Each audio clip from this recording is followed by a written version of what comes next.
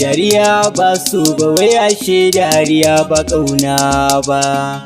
Duk abin da kika yi min ba sare hakan zaki min ba.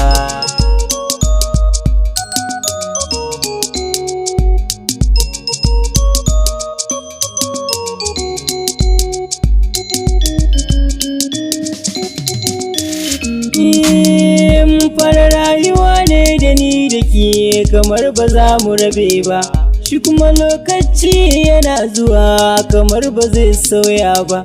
Har mun yi alkawar da ni da ke aure ba ma fasa ba, dukan anguwar ma sanni ni da ke hakan ba wai ne ba. Har na zama ke ki zama ni kamar ba ma sauya ba, amma ya hakan kika sauya sa'in da ban yi zata ba. Ki da hukuncin da babu laifi gare ni biki auni ba, mai laifina mai laifin da na yi ni ban gane ba. Ashe dariya ba so ba, dariya ba ƙauna ba. Ashe ko a fuska biri bai kama da mutum ba, shi tuwon ƙasa wanda ci shi bai maganin yunwa ba.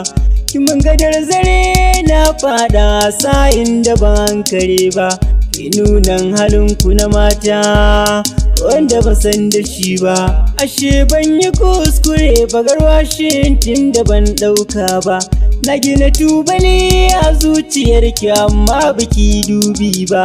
Duk marmara sa ƙarfe ba ta ki fashe ba, amma duk da hakan haƙuri da ke ni ba zan ƙara ba. Tunda baki so na haƙura, so da ke ba za na kuma ba.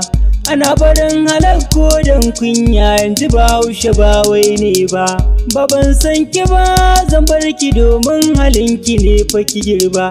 Domin farin ciki gare ki lokaci na baki ba akina ba. Kin zuban guba a jikina kamar ba zan kai ne ba. A hankali na gano ke ɗin halinki ba mai kyau ne ba. Kin ban guba ta san kina sha har yau ban warke ba. Nai zaman jira ki zo ashe ke ɗin ba kya zo ne ba.